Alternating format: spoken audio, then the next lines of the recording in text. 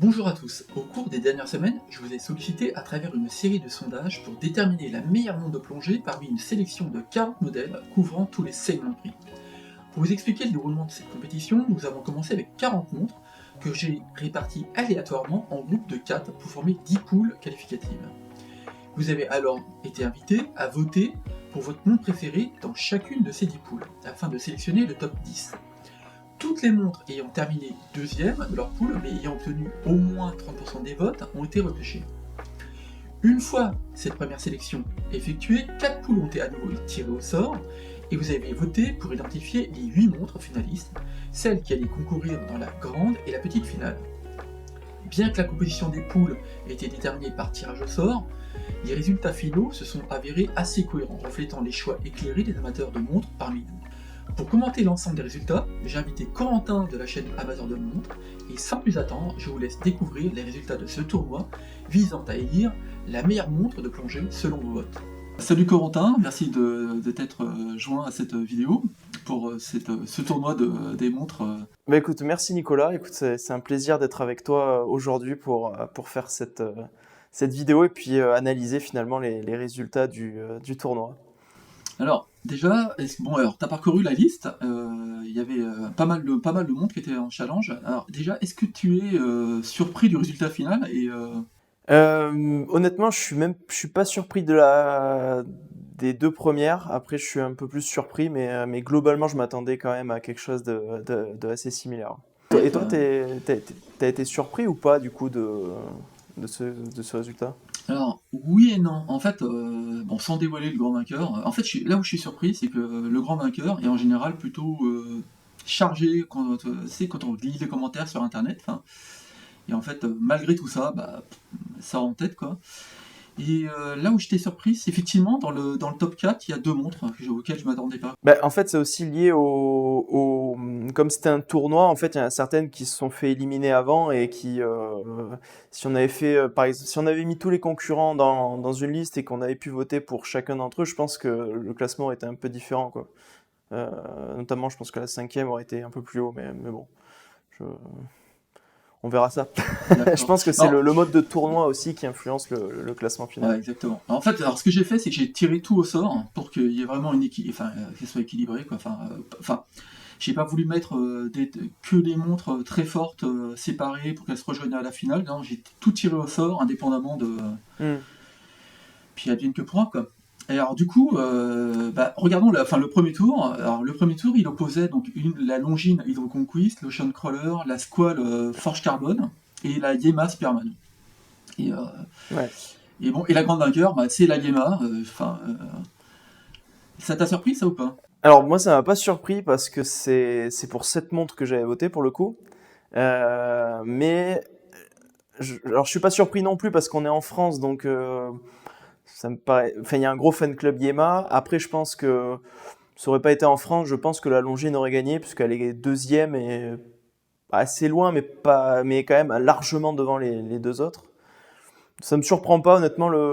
Par contre là où j'aurais clairement pas pu faire une prédiction, c'est sur la troisième et la quatrième. Entre les deux, c'était très compliqué de départager, je pense. Alors mon Elles coup de, sont beaucoup plus extrêmes en termes de couleurs et ouais, de couleurs que les deux autres. moi, mon coup de cœur, c'était la Squall.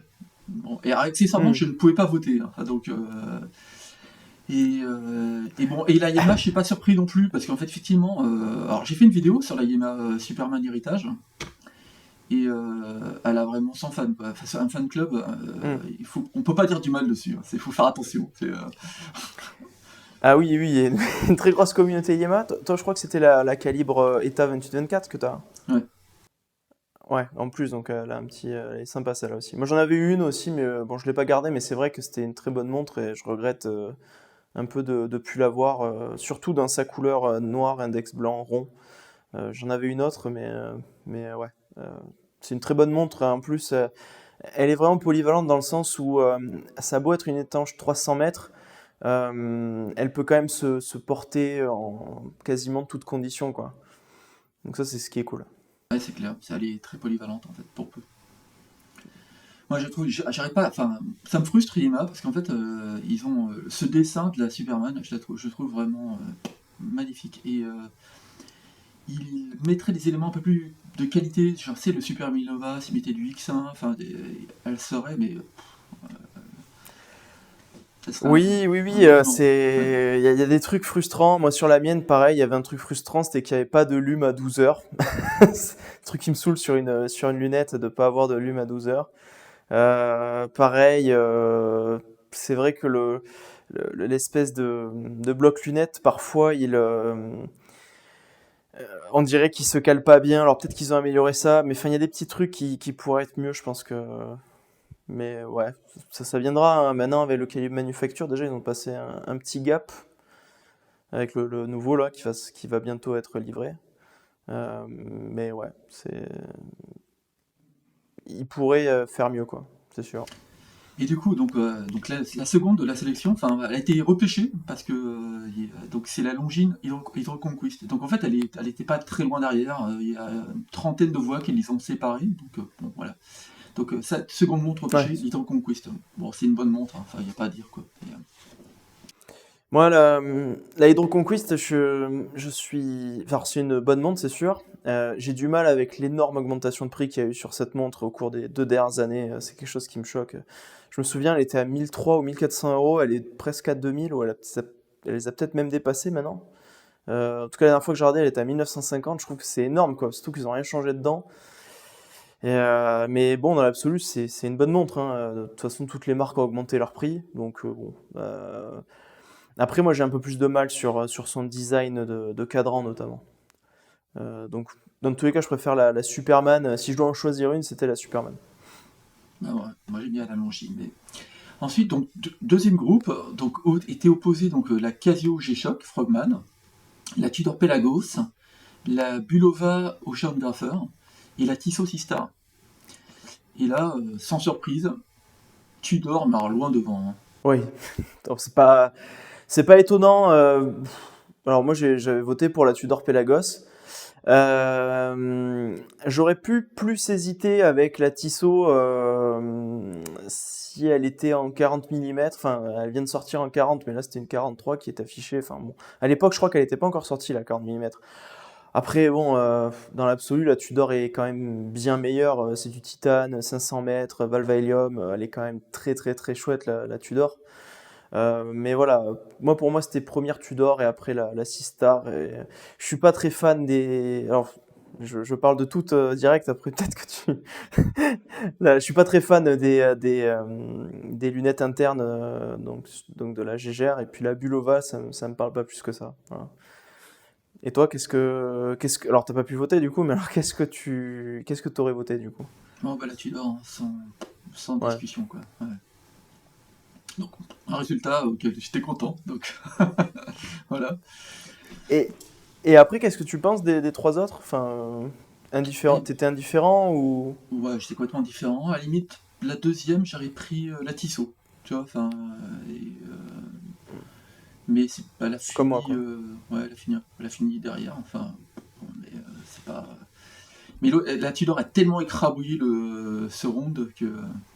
En vrai, quand t'as une Tudor dans le lot, à part si c'est Omega en face ou Rolex, il y a souvent des chances qu'elle gagne quand même. Enfin, Ouais, c'est clair. Ouais. oui, je pense. Alors, troisième groupe, là, alors là, il y avait plein de montres que j'adore. Donc, alors, la première, c'est la GGR Le Coult Polaris, magnifique montre. Ensuite, la Rolex Submariner, la Monta Ocean King et l'Alpina Sea Strong. Donc, quatre montres que j'aime. Tu vois, enfin, bon, et alors là, Je me suis évidemment, trompé. Je me suis trompé dans le précédent, j'ai dit la GGR, mais c'est vrai qu'elle était dans ce groupe. Ouais. ouais. Mais la Casio, pareil, j'ai confondu la Casio et la GGR, j'avais sauté une ligne. Mais la Casio, c'est pas trop mon délire. Donc oui, dans Donc, ce groupe, bah, dans ce tu veux que groupe, je la réagisse Rolex. du coup? Ouais, vas-y, je t'en prie. Oui, alors dans ce groupe, oui, bah la Rolex, bah, je vais pas revenir sur la GGR, hein, je suis pas très fan des lunettes internes. La Rolex, oui, c'est pour celle que j'ai votée, encore une fois, parce que bah, un peu comme la Yema dans son groupe, je trouve que c'est une montre assez polyvalente que tu peux porter un peu dans toutes les conditions. Et elle est assez fine, malgré qu'elle soit étanche à 300 mètres. Et puis là, il y a quand même la part historique qui rentre en compte pour moi dans mon choix de la Submariner par rapport aux autres. Euh, la marque montage, enfin, je connais deux noms, mais je connais pas tout ce qu'ils font. Alpina, je sais pas, ils ont souvent des montres beaucoup trop grosses. Alors, je sais pas exactement le design de celle-ci, mais je crois qu'elle est quand même assez grosse.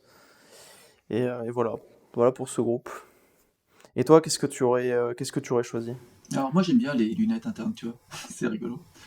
J'aime Ah bien mais comme quoi. les dual crown. Alors moi je suis sous le charme des dual crown. Il y a de mémoire, il y a la Baltic dual crown comme ça, que j'adore. J'aime justement l'Alpina. Il y a une Alpina Sistron dual crown. Je sais pas si c'est là, je me rappelle plus. Et la Polaris, c'est là, je la trouve incroyable cette montre. Bon, bien évidemment, la Submariner, j'aurais très certainement voté pour elle, mais je suis pas.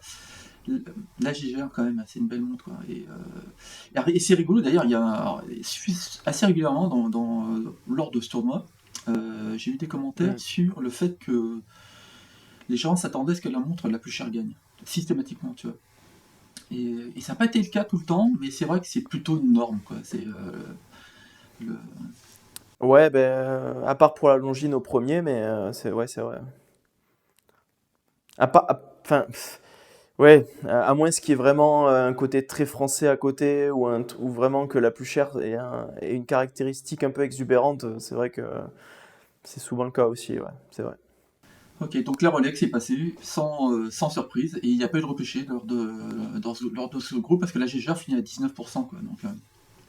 Alors sur le quatrième Ouais, groupe, c'est dommage, hein, parce que ouais, vas-y, je t'en prie. c'est vrai que c'est une très bonne montre, hein, la GG1, elle est très belle, très bien finie, enfin, très, très réussie, mais bon, je sais pas, c'est compliqué quand même.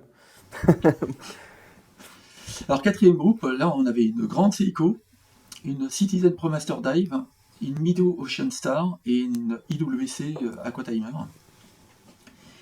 Et ça a été serré un temps, et après la grande Seiko s'est envolée, quoi. Oui, bah là on est sur, là on est sur deux extrêmes de prix, hein. Alors je sais plus quel modèle exact c'est, la Citizen Pro Master Diver. Là j'ai pas l'image sous les yeux, mais je crois que c'est une montre à moins de 500 euros, hein, si je me trompe pas.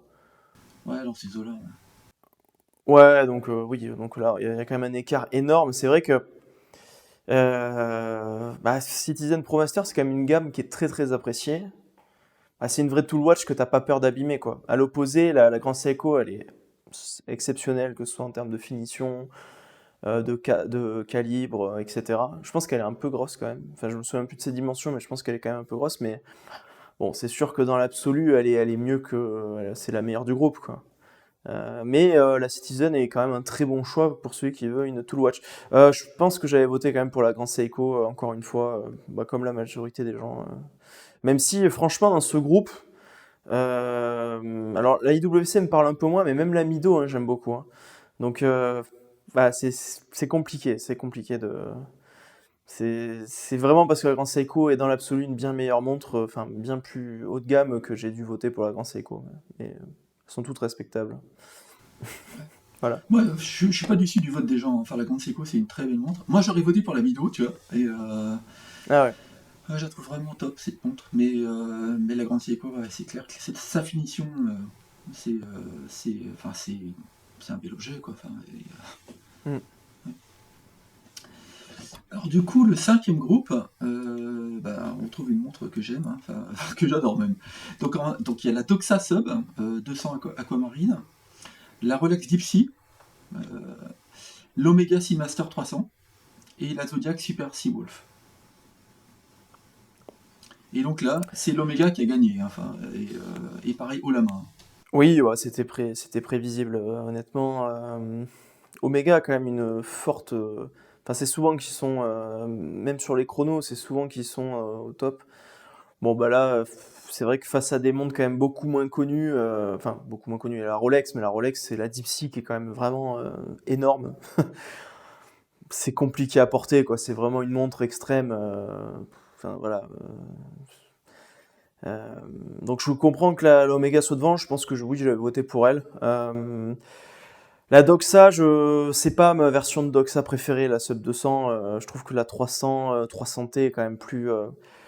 Enfin, ce sont deux montres que j'aurais préférées, mais ça aurait pas changé mon vote pour autant. Et puis la Zodiac, bon, je suis pas, j'aime pas leur marketing. voilà, je suis pas très très fan honnêtement de la Zodiac. Il y aurait beaucoup de choses à dire sur cette montre d'ailleurs. Enfin, alors, moi, je partage ton point de vue. Moi, le Zodiac, c'est pas ma cam. Enfin, et par contre, bon, l'Omega, cette montre, vraiment, je la trouve incroyable, quoi. Donc, voilà, sans surprise, elle gagne. Et moi, je suis d'accord avec les gens qui ont voté, quoi. Donc tant mieux. Pareil. Ouais. Alors, le quatrième groupe, cette fois, alors, il opposait Loris Aquis, ou Akis, je sais pas comment on la prononce, celle-là, Lorient Kamasu, une Ball Engineer Hydrocarbone et la Zine U50. Et donc c'est la Zine qui l'a emporté, alors pas haut la main, mais elle a quand même... Enfin pas haut la main, mais elle est quand même devant, quoi. Oui, donc moi dans ce groupe, bah, j'ai pas voté la Zine pour le coup, j'ai voté pour la Orient Kamasu. Euh, Tout simplement dans la logique de montre polyvalente en fait. Parce que ça reste une plongeuse mais qui passe très bien quand même. Avec un design assez consensuel on va dire. Alors que la Zine c'est quand même un design plus typé, très allemand je trouve. Je suis un peu moins fan de ce genre de design. Même si elle est très technique avec son revêtement, je sais plus le nom du revêtement, mais enfin c'est un truc qui est très très solide, très résistant aux rayures. Après voilà, Loris trop extrême pour moi et la Ball pas pas non plus super fan de cette montre. Peut-être un peu trop extrême aussi, mais bon. Euh, voilà, donc là c'est vrai que je crois que c'est la première fois que j'ai pas voté comme la majorité des gens. C'est pas que je considère la Orient comme plus technique que les autres, en l'occurrence c'est la moins, mais c'est celle que je choisirais, comme je l'ai dit, de par sa simplicité, sa polyvalence quoi en fait. Voilà. C'est-à-dire qu'elle a les standards minimums pour ce que je considère être une montre de plongée, et ça me suffit, quoi. On va dire ça Bah, comme ça. moi, pour les mêmes raisons que toi, j'aurais voté la Kamasu. Ouais. Et la Ok. Zine, Ouais, donc, ouais, la Zine, j'ai eu les mêmes reproches que toi. Enfin, je la trouve industrielle dans son look. Tu vois tu vois ce que je veux dire? allemand. Non, mais il y a des montres allemandes que j'adore. Enfin, toi, moi je sais Non, bien que. sûr. Alors, ouais, bah, Along Zone, Nomos, tout ça, enfin, ouais, c'est ouf, quoi. Mais c'est vrai que Zine, ouais, c'est souvent ce que je. C'est pas ce que je leur reproche, parce que c'est aussi leur identité, mais moi, c'est vrai que ça me. Je reconnais leur qualité, leur technicité, tout ça, mais enfin, au bon moment, quand il faut faire un choix et dépenser plusieurs milliers d'euros, je préfère le mettre ailleurs, quoi. C'est comme ça. Donc c'est la Zine qui l'a emporté, il n'y a pas de repêché lors de ce groupe. Alors le groupe suivant, on avait des montres, alors franchement, on avait du lourd. Donc il y avait la Christopher Ward Trident, Pro 600, la Breitling Super Ocean, la Tudor Black Bay 58 et la Formex Reef. Donc 4 belles montres, hein, vraiment. Et c'est la Tudor qui l'a Ah oui, oui, non, mais emporté, je suis. voilà, ouais, haut la main. Ouais, ouais, c'est la Tudor qui a gagné, mais complètement. Je t'avoue que là, c'est un groupe où j'aime bien toutes les montres. Alors, j'ai voté la Black B58 parce que j'adore cette montre, pour les mêmes raisons que j'ai déjà dit, parce que polyvalente, voilà, les standards minimums en termes d'étanchéité, et puis voilà, elle passe dans tous les cas de figure. Après, je trouve que la Formex, c'est un concept que j'aime beaucoup. Enfin, je la trouve très très sympa, la Formex. Puis j'aime bien cette boîte, je trouve qu'ils sont. Enfin bon, c'est des fabricants de bracelets, je crois, à l'origine, donc ils savent très bien usiner les montres. Christopher Ward, pareil, elle est techniquement très très bien. Puis pareil, c'est une micro-marque, Christopher Ward, qui est plus si micro et qui devient quand même. Qui fait des choses très bien. Et finalement, peut-être que c'est la Breitling que j'aime le moins, peut-être pour. Je sais pas, j'aime beaucoup la marque Breitling, mais j'ai un peu de mal parfois avec leur diamètre et leur. Tu vois, là on est sur un modèle héritage et je trouve que c'est un peu trop brillant par exemple. Euh, alors j'ai plus en tête l'image que tu avais mis, mais dans ma tête je l'ai quand même et je la trouve un petit peu. Peut-être un peu trop brillante pour le côté heritage. Voilà, Alors moi comme toi, j'aime voilà ce Christopher que j'avais à Ward. dire. Ouais. Christopher Ward, je trouve que c'est une belle, enfin c'est une marque qui monte. J'avais échangé avec justement avec le fondateur de Christopher Ward Mhm. et il disait vouloir à terme être au standard du flux de cette voiture anglaise là, la Vanquish là. Ah, Aston Martin, ouais, Aston? merci. Ouais, je te remercie, voilà, c'est ça. Aston Martin. En Oh, fait, de rien. donc il a du boulot, c'est clair, mais c'est vrai que globalement, à chaque fois que j'ai analysé une montre Christopher Ward, tout est travaillé, quoi. Et ça va monter doucement, mais sûrement, c'est clair. Cette montre, c'est une marque pour laquelle on va entendre parler après. Ah oui, ça fait partie des micro-marques. Je m'étais amusé il y a quelques temps à analyser bon, je suis un peu malade, mais les fréquentations des sites des micro-marques et des marques tout court d'ailleurs, et leur Instagram, tout ça. Et c'est vrai que Christopher Ward, c'est l'une des micro-marques qui a le plus de vie, entre guillemets, sur les réseaux sociaux, sur Internet, qui est le plus, ouais, qui est le plus suivi, etc., quoi. C'est impressionnant. C'est d'ailleurs comme Baltic ou Venezianico, comme ça. C'est des marques qui sont très très appréciées, mais je trouve qu'en termes de technique, ils vont vraiment très loin, Christopher Ward. Donc c'est la Tudor qui l'a gagné haut la main, presque 70% des votes des votes, pour elle. Donc bon, ouais, sans surprise. Et moi j'adore la Black Bay, j'en ai une, je la porte aujourd'hui d'ailleurs. Ah, je l'ai pas pris, mais j'ai failli la prendre. J'ai failli la prendre pour être dans le thème. Ah bah c'est cool. Donc voilà. Donc alors le huitième groupe, donc il y avait donc la Tag Heuer Aquaracer, l'Hamilton Kakinevi Scuba, la Bremont Supermarine et la Panerai submersible Quanta Quattro. Alors c'est Tag Heuer qui l'emporte, pas haut la main, mais quand même avec une certaine avance, quoi. Ouais, alors là, je t'avoue que c'est un groupe dans lequel je me retrouve à peu près nulle part. Je suis pas très tagueur, je trouve qu'elles sont assez hors de prix, parce qu'il me semble qu'elles sont à plus de 3000 € ces tagueurs, alors que ça reste un mouvement SW200 qu'il rename, enfin, c'est les specs du SW200 avec un nom différent, je crois. Ouais, je trouve que c'est un peu cher pour le coup. Sans être fan non plus du design, je me souviens plus pour laquelle j'ai voté. Je crois que j'ai voté quand même pour la tag. C'est pour dire à quel point, même en critiquant autant la tag, j'aime encore moins les autres. Euh, j'ai jamais été très fan de la Kaki Scuba. Je sais pas, le design ne me parle pas. En plus, il me semble qu'elle a pas forcément toutes les specs de la plongeuse. Ouais, peut-être que si, mais bon. Je sais pas, elle me parle pas plus que ça. Là, vraiment pareil. Et puis, alors, Panerai, j'aime pas du tout cette marque et leur design. Donc, donc comme ça, c'est réglé. Donc, puis voilà, j'aime pas trop leur marketing. J'aime pas forcément trop ce qu'ils ont fait non plus il y a quelques temps. Donc, ouais, malgré tout, finalement, la Tag Heuer, c'est quand même celle que j'ai choisie, quoi. Mais Alors par, moi, par défaut presque, enfin, par dépit. alors moi j'aurais voté pour la Panerai pour peu, tu vois. Alors parce qu'en fait, Ok. moi j'aime bien le côté montre de baroudeur, quoi, tu vois. Alors effectivement le boîtier, on peut pas dire qu'il soit raffiné, hein, c'est vraiment. Moi c'est une montre, je vois avec un bracelet, alors, pas pour les solos, mais je le vois avec un bracelet en cuir marron, quoi, tu vois. Hmm. Tu vois, qu'on peut mettre sur une moto, quoi, tu vois. Non, non, mais je comprends tout à fait, mais c'est vrai qu'après, voilà, c'est une histoire de goût, et puis de... Mais je comprends qu'on puisse aimer le design de Panerai, qui est quand même très, très emblématique, quoi. Après, c'est cher, hein, Panerai. Enfin, franchement, pour ce que c'est, là, ouais.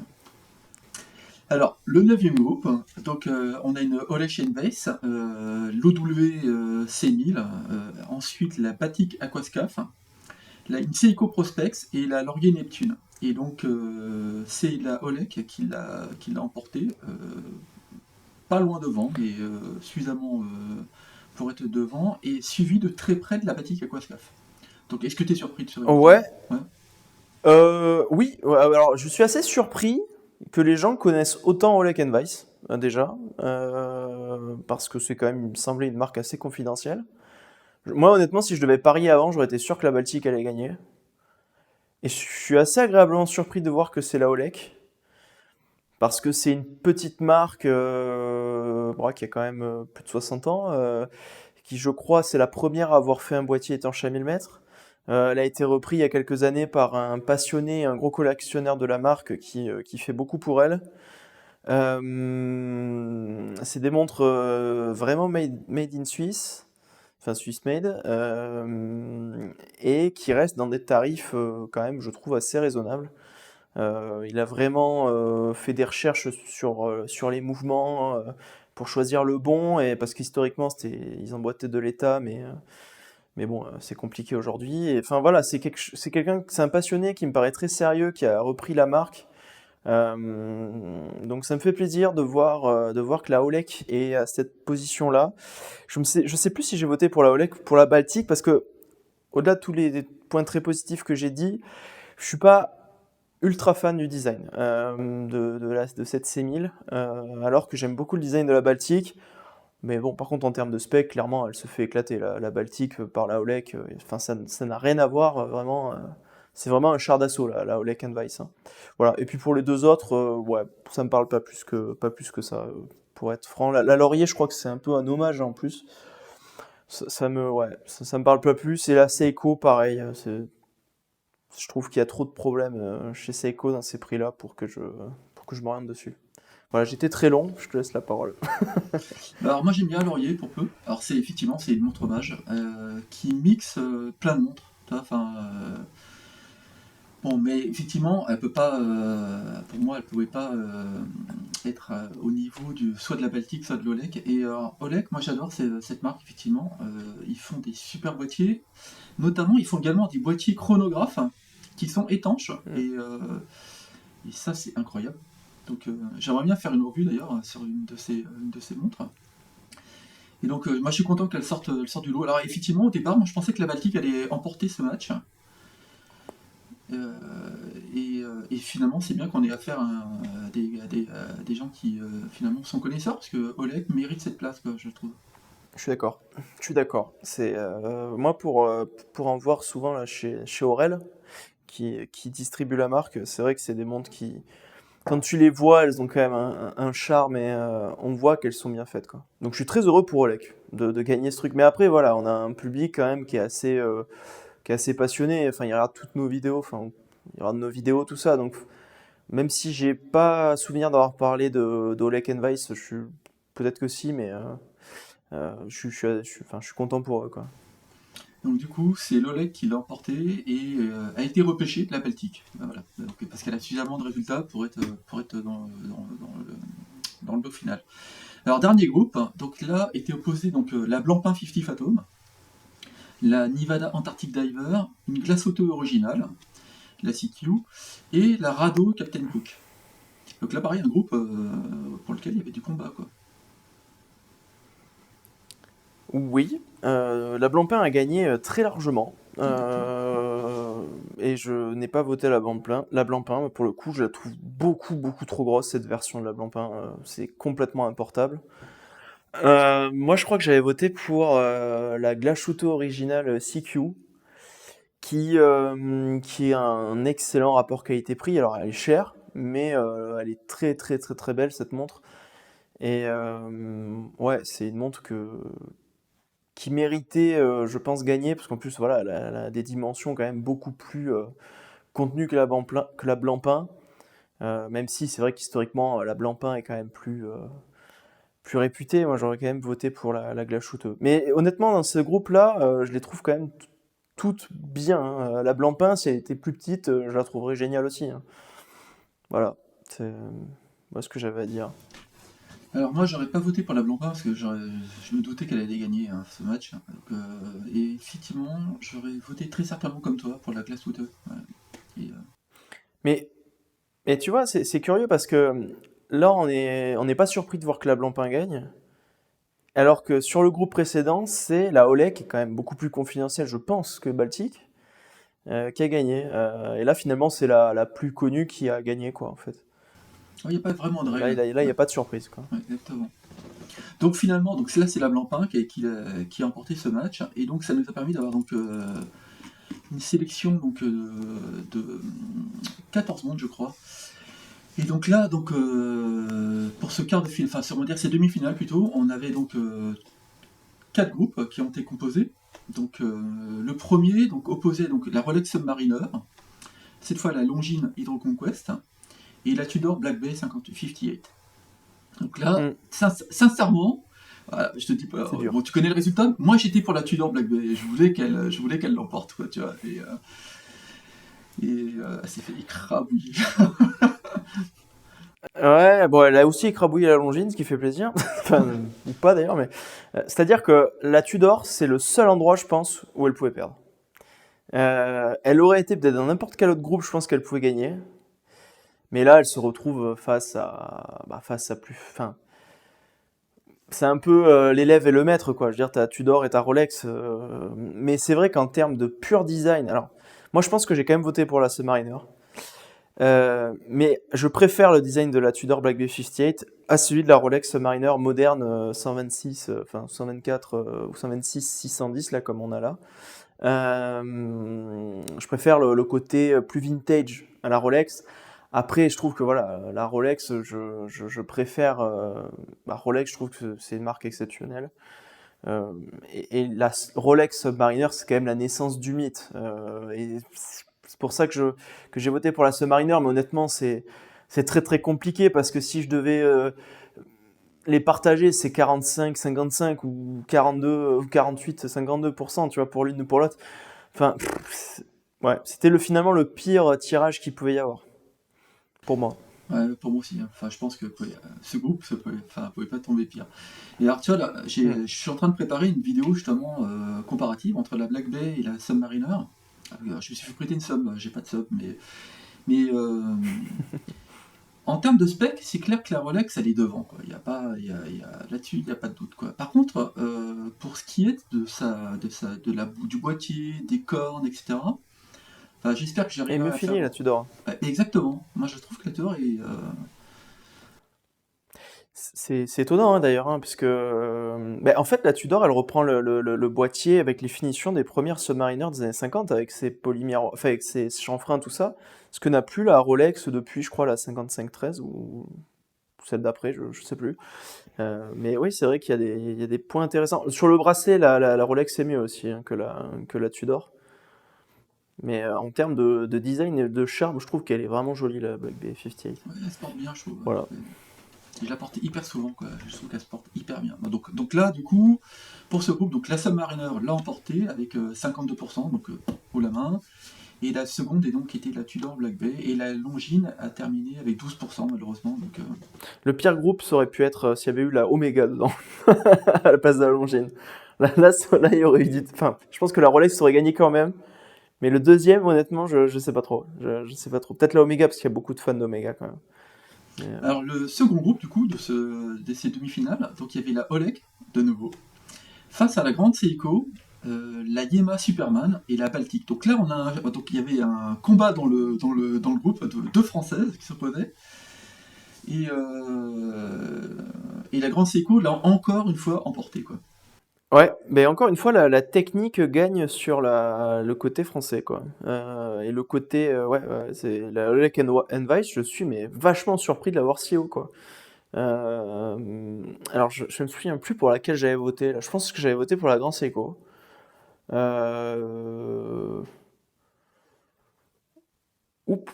Tu vois, là c'est difficile parce que tu vois, même là j'hésite et je ne saurais pas trop pour laquelle je voterai. Parce que la Grand Seiko, je crois qu'elle est quand même assez grosse si je me souviens bien. Mais ouais, non, mais elle mérite. Hein, euh, voilà, elle le mérite. Après, honnêtement, je suis pas surpris de l'ordre et même des pourcentages de chaque montre. Je trouve que c'est juste. La Grand Seiko devant, la Oleg derrière, et puis suivi de la Superman qui me semble être un peu mieux quand même que la Baltique. Tout ça me semble être tout à fait cohérent. D'accord. Donc, pour toi, la Superman est devant la Baltique. Ouais, t'as un meilleur mouvement, quand elle a un SW200 ou un ETA, je trouve qu'elle est devant. Euh, Après, voilà, c'est une histoire de goût, mais c'est aussi pour moi, j'accorde beaucoup d'importance au côté historique et la Superman à ce côté-là quand même. Mais j'aime beaucoup aussi le design de la Baltique. Et toi, qu'est-ce que t'en penses là de ce groupe? Bon, moi, j'aurais voté pour la Oleg. Euh, Parce que là, je la préfère largement à la Grand Seiko. La Oleg, enfin, pour moi, c'est une monde d'aventure. Donc, elle tape là où il faut, quoi. Et entre les deux françaises, moi, j'aurais Ok. voté pour la Yema, je pense, ouais, effectivement. Parce que j'adore la Superman. Je la trouve, son dessin, pour moi, c'est vraiment une belle montre. J'attends que Yema se décide de faire une Superman avec des specs de folie, quoi, tu vois. Ça, c'est mon espoir. Bah, il ressortirait la Heritage comme ça, mais avec le nouveau mouvement Manuf, là, 70 heures et tout, ça va être sympa, hein. Bon, sauf niveau prix, mais ça va être sympa. Ouais, c'est clair. Et donc, troisième groupe, donc la Citizen était opposée à la Blancpain, 50 Fathom, face à la Tudor Pelagos. Alors, ça a été très très serré, hein, pour pas te le cacher. Ça c'est en fait quand j'ai tous les jours ça bougeait quoi. Entre la 50 Fathom et la Pelagos. Et au moment où j'ai clôturé tous les votes, elle était pour deux votes. La Pelagos l'a emporté pour deux votes quoi. Alors que c'est incroyable quoi. Ouais. Et alors, il y avait combien de votants là? Il y en avait 293, ok. Ouais, mais enfin, franchement, moi, ça me fait très plaisir de voir ça, hein, parce que la Blancpain, bon, pareil, j'aime pas trop ce qu'ils ont fait marketing comme Panerai et, euh, Zodiac, où il y a quand même pas mal de doutes sur ce qu'ils avancent. Et je trouve ça très bien pour la Pelagos, parce que la Pelagos, honnêtement, à 4 500 €, je crois, t'as quand même un mouvement 70 heures, du titane, bon, c'est que du grade 2 par contre. Donc ça serait assez bien, mais voilà, Valva Helium 500 mètres. Je trouve qu'elle mérite la Tudor de battre la Blancpain, qui objectivement, la plupart des gens ne l'ont pas vue, mais elle est énorme cette montre. Enfin, 45 mm de diamètre, encore une fois, moi je trouve ça beaucoup, beaucoup trop gros, quoi. Elle peut être aussi bien, enfin, elle peut être incroyable niveau techniquement. Si je peux pas la mettre sur mon poignet, c'est un peu dérangeant, tu vois. Et la Citizen, bon, bah, enfin, pour moi, elle court pas vraiment dans la même catégorie, quoi.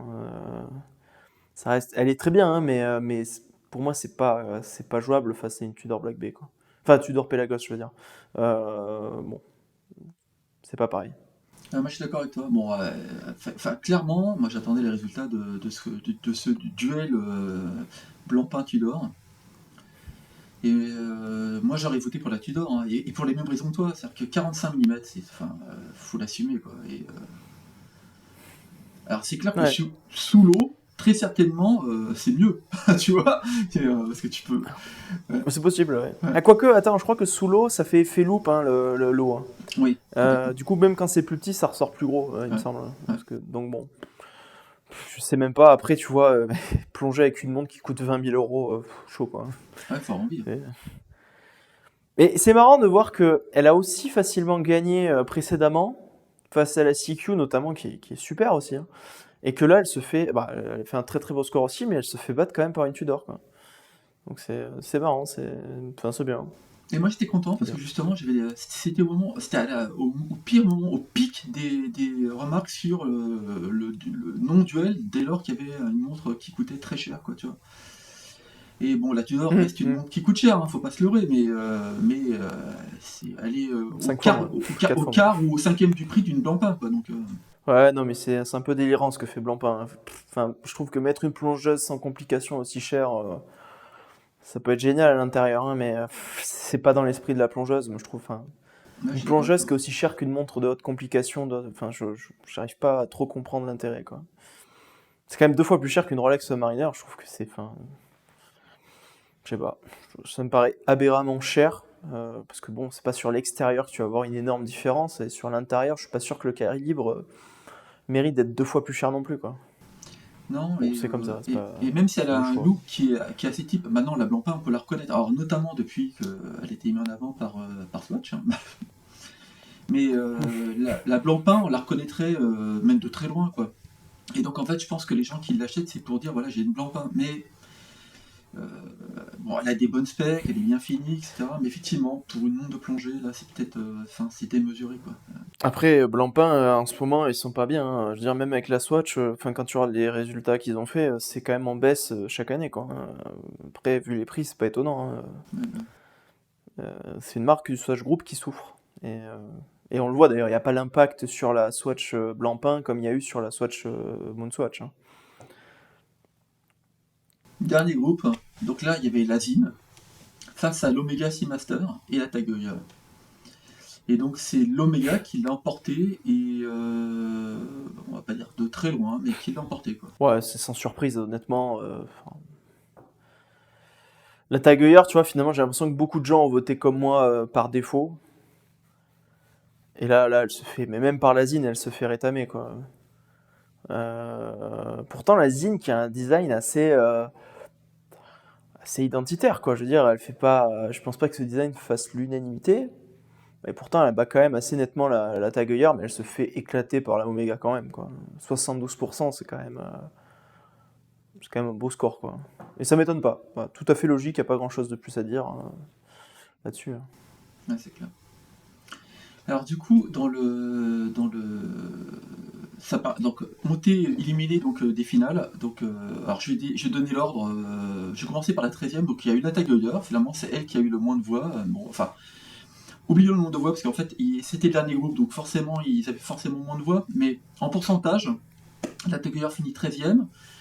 Puis on retrouve la Longines, puis la Citizen, puis la Baltique, puis la Yema. Donc la Yema termine 9e. Elle a eu quand même, elle a fait un beau parcours. Et finalement, je trouve que c'est assez cohérent, quoi. Enfin, ouais. Tout Et à donc, fait, voilà. Donc, tout dans à la fait. petite finale, on avait donc la Tudor Black Bay 58, la Blancpain 50 Fathom, la Olek et la Zine.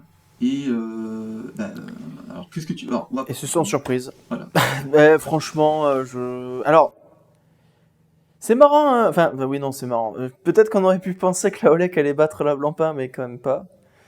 Mais je suis pas surpris que la Tudor Black Bay gagne cette manche-là. Enfin, c'est une montre qui s'est vendue, mais énormément, quoi. Enfin, c'est un best-seller de chez Tudor. Je suis pas étonné qu'elle soit là. Je pense qu'elle aurait pu même être un peu plus haute. Euh, voilà, j'aurais préféré que la Olek batte la Blancpain, pour être honnête. Mais bon, ça me semble quand même assez cohérent au final, hein. Là, il y a quand même les marques qui jouent beaucoup dans le résultat et bon, c'est pas incohérent qu'elle soit là non plus, quoi. Effectivement. Donc, on a retrouvé donc, la Black Bay 58, donc première de cette petite finale, la Blancpain deuxième, la Olek, donc troisième de ce groupe, et ensuite la Zine. Alors moi je suis quand même content du résultat de la Olek. Enfin je me dis voilà, dans une compétition de 40 montres, elle sort 7ème. Pour une montre pour laquelle j'ai beaucoup d'affection, je trouve que c'est. Enfin je suis assez content. Je suis. Bah oui, oui, oui, Ouais, elle bat Longines, Baltique, Yema, Zine, ouais, Tagueilleur. ouais, exactement. C'est Et, beau. et bon évidemment, la Tudor, je suis très content qu'elle finisse 5ème. Alors après, effectivement, elle a été opposée à la Sub, ce qui l'a mécaniquement sortie de la grande finale. Mais bon, je me dis, elle termine 5ème. Ça veut dire qu'elle avait, elle a sa place pour être, enfin, pour faire partie des montres iconiques de ce segment, quoi. Enfin, donc, Mm.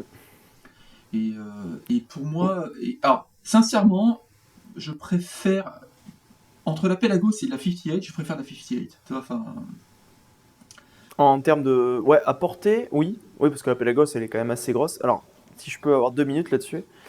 Je trouve que la Pelagos, c'est une très bonne montre, très technique, tout ça. Donc pour le côté technique, elle est mieux que la Black Bay 58. Par contre, quand l'année dernière, ils ont voulu rendre la Pelagos portable comme la Blancpain 58, je trouve qu'elle a perdu tout son charme. Pour moi, la Pelagos, c'est vraiment 500 mètres, Valva Helium. C'est ce qui caractérise pour moi cette montre. C'est la montre professionnelle technique de Tudor, alors que l'autre, c'est plus la héritage vintage. Mais c'est vrai qu'à choisir les deux, bah oui, je prends la 58 parce que bah, j'ai pas besoin d'une montre aussi technique, bien que je reconnaisse qu'elle soit mieux, quoi. Euh, Après, je trouve pas ça non plus. Je trouve pas ça non plus incohérent totalement qu'elle soit derrière dans le classement, la Pelagos. En soi, techniquement, elle mérite d'être derrière. C'est juste que ouais, le design fait que je pense que plus de gens préfèrent la Black Bay 58 à la Pelagos. D'ailleurs, la Pelagos, on va le voir après, mais enfin non, je vais pas spoil. Mais enfin, on sait qu'elle se fait battre par une autre. bon. Donc effectivement, donc, dans ce groupe, moi, bon, la Tudor était devant la Blancpain, donc je suis content. Alors effectivement, on va attaquer cette fois le dernier groupe, qui est le groupe final, donc les quatre noms qui sont sortis. 4 Alors fantastiques. moi, ce que je te propose, c'est de les commenter, mais par ordre, enfin du quatrième vers le premier. Alors je te laisse. Oui, bah dans ce groupe de 4, alors est-ce qu'on peut dire les 4 qui restent? Oui, bien sûr. Ouais. Alors, il reste Omega, la Tudor Pelagos, la Grand Seiko et la Rolex Submariner. La quatrième, c'est donc la Grand Seiko SBGH 289. C'est un choix qui, enfin, ça me paraît logique qu'elle soit quatrième, honnêtement. Et encore pas si loin finalement de la troisième place que ça, mais enfin, pour moi, c'est mérité qu'elle soit derrière les trois autres. Bien qu'elle ait un mouvement exceptionnel, je trouve pas qu'en termes de design, elle mérite d'être plus haut. Même peut-être en termes de format, j'ai un gros doute sur le diamètre, hein, je suis désolé, je crois que c'est 43, non? Ouais, de mémoire, c'est ça. Ouais. Ouais, donc je trouve que c'est mérité qu'elle soit là, hein, donc au final, ouais. Et par contre, ouais, elle se fait quand même. Enfin, elle recueille pas un nombre de voix énorme, quoi. Elle est quand même assez nettement à cette place-là, et quand on compare à la Tudor qui est juste après, qui a elle assez bien écrasé les trois autres, bon, elle aurait pu être derrière la Tudor, je pense. Alors moi j'ai le même avis que toi sur la grande Seiko. Alors j'adore grande Seiko, hein. Enfin il faut pas se leurrer. Enfin il y a des tas de grandes Seiko qui me font rêver. Enfin, mais pour un segment montre de plongée, je suis surpris de l'avoir là en fait, pour pas te cacher quoi. Enfin, tu vois. Et Ouais. Moi, c'est-à-dire que j'ai du mal. Pour moi, c'est pas forcément trop l'ADN Grand Seiko, la plongeuse. Tu vois, à l'origine, le Grand Seiko, c'est vraiment faire la montre la plus belle, précieuse, technique sur le mouvement, tout ça. Et c'est vrai que c'est pas.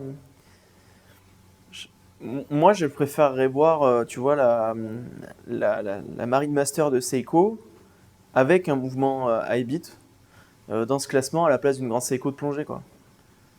Pour moi, c'est plus logique que ce soit. Enfin, historiquement, j'aurais plus vu ça comme ça, quoi. Que les Seiko soient les Tool Watch et que les grands Seiko soient plus des montres euh, simples, mais simples sur le plan du design, mais complexes sur la technique, quoi. bon après ça, Je sais pas si j'étais très clair, hein. non mais si complètement, bien sûr. Après, on parlait de polyvalence. Alors là, pour peu, c'est une montre, effectivement, tu peux l'emmener dans l'eau et la porter sans difficulté au restaurant, quoi. Tu vois, enfin, c'est une Mm. très belle montre, quoi. Enfin, là-dessus, il n'y a aucun doute, quoi. Mm. Même si elle est un peu grosse, effectivement, quoi. Donc, du coup, la quatrième, alors. La troisième, excuse-moi. Ouais, même si le bracelet est pas aussi fou que. Enfin, je pense que c'est un peu son point faible quand même, la Grand Seiko, le bracelet. La troisième, du coup, c'est la Pelagos. Et finalement, que ce soit la Pelagos ou la Black Bay, je pense que c'est la position qu'elles auraient pu être. Donc ouais, je suis content pour la Pelagos. Je pense que techniquement, c'est la meilleure de celles qui restent. Parce que voilà, Titane, 500 mètres, etc. Mais voilà, par rapport à la marque, finalement, je trouve ça très logique qu'elle soit ici. Donc il restera ensuite Omega et Rolex. Suspense encore sur l'ordre, mais ça me paraît logique qu'elle soit derrière ces deux marques. Ouais, c'est clair. Je suis d'accord avec toi. Alors ensuite arrive donc le duel final, donc Omega versus Rolex. Ce n'est pas la montre que j'aurais choisi qui l'a emporté. Ok. Hmm. Oui, bah oui, bon, c'est la Omega qui a fini deuxième et la Rolex Submariner première du coup. Moi, si, j'aurais quand même choisi la Submariner. Après, j'avoue que la Omega, plus j'essaye cette montre, plus je la trouve bien en fait. Elle est incroyablement bien finie. Je trouve que la céramique marche très très très bien sur la Seamaster 300M. Euh, Peut-être un poil grosse quand même. Je trouve que l'ancienne génération 41 était mieux, en termes de format, je veux dire. Euh, Après, ouais, non, le bracelet de la Omega, j'y arrive pas. Mais le mouvement, je le trouve très très bien sur la Omega. Non, mais enfin, tu vois, j'aurais parié avant les deux premières, j'étais quasiment sûr que ce serait ça, quoi. Enfin, même dans cet ordre-là. Euh, donc, je suis vraiment pas surpris et je pense que c'est mérité au final qu'elle soit à ces positions-là. Mais c'est fort quand même de la part de Omega, enfin de réussir à se hisser aussi haut sur la 300M qui a été lancée il y a 30 ans, quoi, face à l'icône qu'est la Submariner qui a 70 ans. Euh, Parce que quand même, la Submariner, c'est une évolution assez logique, petit à petit. La Omega Seamaster 300M, quand elle est sortie, c'était quand même un énorme gap par rapport aux anciennes Seamaster 300 qu'il y avait avant, quoi. Donc c'est bien. Moi, je pense que c'est la seule montre sortie après les années 90 à avoir atteint un statut aussi iconique. Et bon, mais ils ont été très forts grâce à James Bond, et c'est un peu grâce à ça qu'ils sont aussi hauts, je pense, hein. Ouais, je pense aussi. Voilà. Mais et pour pas te le cacher, enfin moi la Seamaster je la regarde depuis James Bond. Tu vois, enfin mais Alors moi, parce que j'étais pas né hein, quand elle est apparue dans GoldenEye, mais bon. mais en fait Oui. j'y trouvais pas autant d'intérêt avant quoi. Enfin je la trouvais belle etc. Et je trouve que c'est enfin elle monte crescendo quoi. Et sa finition pareil, c'est crescendo quoi. De plus en plus Mm. elle est qualité. Alors après un autre élément, alors, mais c'est pareil pour Rolex. Hein. Je n'aime pas la politique tarifaire d'Omega quoi. Définitivement pas quoi. Tu vois, enfin j'en avais parlé avec Xavier de Jalichou, Xavier. justement, ouais. À propos de la Speedmaster. Euh, et c'est au moment où j'avais décidé de passer le pas pour acheter une Speedmaster que les prix ont monté, mais genre plus 3000. Et j'ai dit non, c'est pas possible Mm. quoi. Enfin, et c'est valable pour toutes les montres. Alors, toutes les montres sont en train de faire ça en ce moment. Et alors, j'ai vu que tu avais fait un article sur les quantités de montres vendues et les chiffres d'affaires, c'est qui a été publié par une. Ah oui, alors je suis en train de le refaire, je suis en train de le faire là, parce qu'il est sorti il y a un mois, mais oui, je l'avais fait il y a un an, ouais. Et bah, sans surprise, Omega continue de se faire manger par Cartier et celui qui arrive après. C'est pas étonnant. Bah voilà, et en Mais fait, en fait, le problème d'Omega, c'est que à vouloir suivre les prix de Rolex, ça marche pas, quoi. Je veux dire, ils vendent pas toute leur production et leur prix d'occasion est très très loin. Moi, Rolex, ça me choque pas parce que d'occasion, le prix est pareil, si ce n'est supérieur au neuf. Mais Omega, honnêtement, bah enfin, ça peut pas marcher, quoi, ce qu'ils font là. C'est sûr que, alors, la Seamaster, il me semble un peu moins augmentée à proportion que la Speedmaster, mais quand même, elle est à plus de 6 000 euros. Bon, c'est compliqué, parce que d'un côté, techniquement, c'est compliqué qu'elle soit aussi loin de la Submariner, mais elle peut pas toucher autant de public que la Submariner non plus, donc ils sont un petit peu, ça doit pas être évident non plus pour eux, je pense, de savoir où la positionner correctement. Ils feront jamais l'unanimité, je pense. ouais, je pense pas non plus. Hein. Ouais. Bon, enfin, toujours est-il que cette Seamaster, donc termine deuxième, derrière la Submariner. Donc la Submariner, bon, effectivement, on a beau vouloir, enfin, espérer que des challengers viennent un peu de temps en temps la détrôner, mais ça reste la montre Non. de référence, quoi. Il y a là-dessus, y a aucun En doute, quoi. plongeuse, pour moi, Ouais. oui. En plongeuse, pas qu'elles soient moins bonnes les autres, mais je pense qu'elle sera toujours première dans les votes. Ce qui peut être moins vrai, par exemple, sur les chronos. Faudrait peut-être faire le test aussi, mais euh, ouais, sur les plongeuses, ouais, effectivement, pas de débat. Enfin, il n'y a pas de débat. En tout cas, il n'y a pas de surprise. C'est clair. Voilà. Après, effectivement, j'essaierai de monter un tournoi du même ordre sur les chronographes. Je parierais pas Rolex. Moi, je suis pour la Rolex pour cette fois. Non, mais je blague, je je te remercie donc d'avoir participé à cette vidéo, d'avoir commenté donc ces différents votes et d'avoir partagé tes impressions. Ça me fait extrêmement plaisir, d'autant plus que moi j'apprécie tes vidéos, donc ça me fait plaisir que tu sois là. Ben, merci beaucoup, mais enfin, moi aussi, je crois depuis quasiment le début que tu as commencé ta chaîne, je suis tombé sur une de tes vidéos et puis j'ai tout de suite adhéré au concept parce que je trouve que tu fais voilà, des vidéos de très bonne qualité, très détaillées sur la technique, de très jolis plans, où je me suis moi-même inspiré pour m'améliorer d'ailleurs. Et je pense que finalement, on l'a vu dans tes choix et dans les miens, on n'est pas si éloigné que ça finalement sur les choix qu'on aurait fait. Donc voilà, c'était un plaisir partagé de participer à cette longue vidéo qui j'espère rencontrera tout le succès possible sur YouTube. Très bien, merci beaucoup. Nous clôturons cette vidéo de la meilleure montre de plongée sur notre sélection de 40 modèles. J'espère que vous avez aimé cette vidéo, et si tel est le cas, merci de la liker, et n'oubliez pas de vous abonner pour être notifié des futures publications. Une fois de plus, je tiens à remercier Corentin de la chaîne Amateur de Montres d'avoir participé et commenté les résultats. Dites-moi dans la zone commentaires si vous aimez ce nouveau format, et le cas échéant, quel tournoi aimeriez-vous pour le prochain opus? Je vous dis à très vite pour la prochaine vidéo. Comme toujours, je vous souhaite le meilleur et surtout prenez soin de vous. Allez, bye.